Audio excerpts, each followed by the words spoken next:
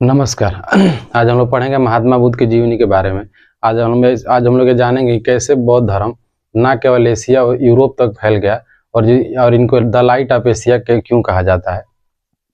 महात्मा बुद्ध का जन्म होता है नेपाल में, यानी लुम्बिनी में इनका जन्म होता है। इनकी माता जी जा रही होती हैं गाँव, और इनके बीच रास्ते में इनके माता जी का देहांत हो जाता है प्रसव के कारण। इनका जन्म होता है नेपाल में इनका जन्म होता है, और इनके पिताजी का नाम होता है शुद्धोधन।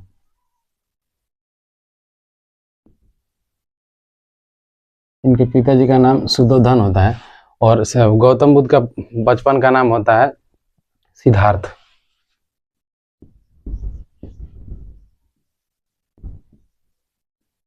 इनके बचपन का नाम होता है सिद्धार्थ, और ये सांक्य कुल में पैदा होते हैं। इनका कुल सांक्य होता है, शाक्य कुल।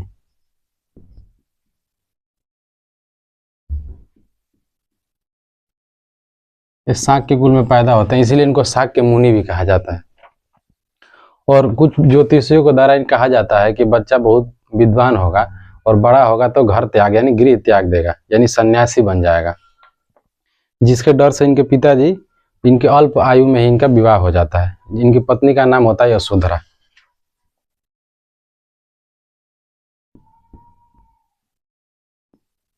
इनकी पत्नी का नाम होता है यशोधरा, यानी यशोधरा से इनका विवाह होता है। फिर भी इनके मन में वैराग्य हमेशा बना रहता है समाज को लेकर, और हमेशा तार्किक बातें करते हैं। इसलिए इनके पिताजी जो होते हैं इनको महल से बाहर नहीं भेजते हैं, और समाज में जो हो रहा होता है, यानी जो मृत्यु होता है, सन्यास होता है, ये समाज में जो हो रहा है कार्य है उससे इनको दूर रखा जाता है। यानी मृत्यु क्या होता है, सन्यास क्या होता है, बीमार क्या होता है, इन सभी चीज़ों से इनको दूर रखा जाता है।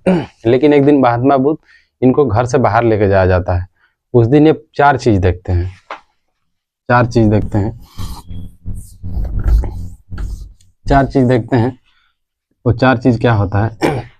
इनके जो सारथी होते हैं चन्ना, जो उनके जो रथ हाँकते हैं उनका नाम होता है चन्ना।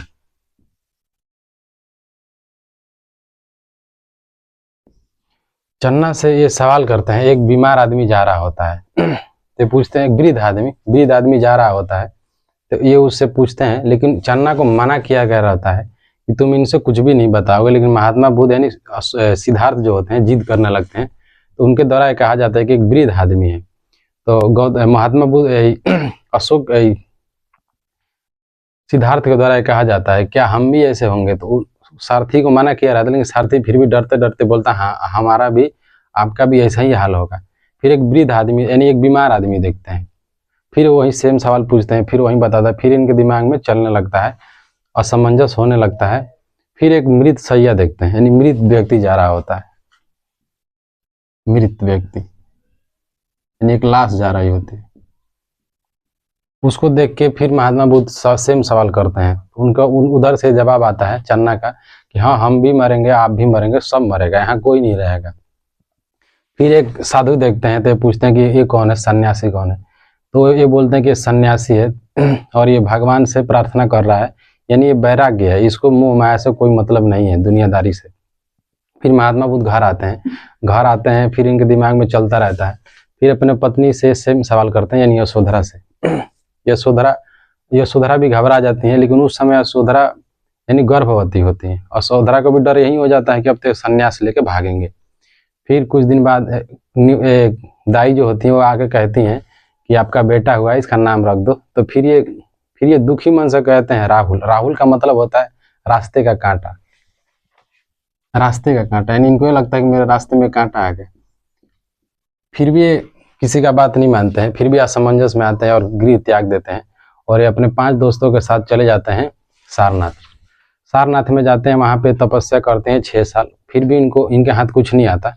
फिर एक महिला आती हैं, और उस महिला को ये देखते हैं, और वो महिला यही सलाह देती हैं, एक बीड़ा का वो देती है, एग्जाम्पल देती है, उदाहरण देती है, और कहती हैं कि इसके तार को ऐसा ना खींच दो कि टूट जाए। और इस पे महात्मा बुद्ध को समझ में आ जाता है। फिर ये आ जाते हैं बिहार। फिर ये गया में आते हैं ये बोध गया आ जाते हैं। बोध गया आ जाते हैं और यहाँ पे तपस्या करते हैं। निरंजना नदी के किनारे, नहीं निरंजना नदी के किनारे, निरंजना नदी के किनारे प्रार्थना करते हैं पीपल के पेड़ के नीचे। इसमें भी एक रोचक बात यह है कि महात्मा बुद्ध तपस्या करते हैं, लेकिन इनको ज्ञान की प्राप्ति नहीं हो रहती है।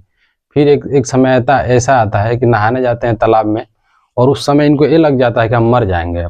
अब इनको लगता है कि मैं मर जाऊंगा, नहा रहे होते हैं, तालाब से निकलने की शक्ति नहीं रहती है। जब ये मरने लगते हैं तब इनको ज्ञान की प्राप्ति होती है। और ये जो इनका उपदेश होता है, इनका उपदेश में होता है कि दुख है, दुख का कारण है, दुख का निवारण है। यही ऐसा कारण होता है जिसके द्वारा बौद्ध धर्म पूरे दुनिया में फैल जाता है। क्योंकि जो इनका विचार है, दुख है, दुनिया के लोग यही सोचे, पूरा विश्व के लोग यही सोचे, ये बात तो सही है। और दुख है, दुख का कारण है, फिर ये भी बात सही है। और दुख का निवारण है, जिसके कारण ये विचार पूरे दुनिया में फैलने लगा। ये पाली भाषा में अपना उपदेश देते थे। पाली यानी वहाँ की जो लोकल भाषा थी, पाली वहाँ की लोकल भाषा थी, ग्रामीण स्तर की भाषा थी। और जो ये पाली भाषा लोगों को बहुत आसानी से समझ में आ जाती थी, यानी प्रकृति से आसान थी और संस्कृत से भी आसान थी, जिसके कारण इनका विचार पूरे दुनिया में फैलने लगता है। फिर ये घूम फिर ये आते हैं अपने दोस्तों के पास, इनको भी ज्ञान देते हैं। वहीं पे इनके द्वारा कहा जाता है कि आप मेरे पीछे ना आओ, तुम पांच जगह जाओ और वहां से ज्ञान को फैलाओ, हमारे विचार को फैलाओ। ऐसे करते करते बौद्ध धर्म पूरे दुनिया में फैल जाता है, एशिया में फैल जाता है। गौतम बुद्ध से एक बार मिलते हैं अंगुलीमाल, यानी अंगुलीमाल एक डाकू होता है, और अंगुलीमाल से मिलते हैं गौतम बुद्ध। और अंगुलीमाल को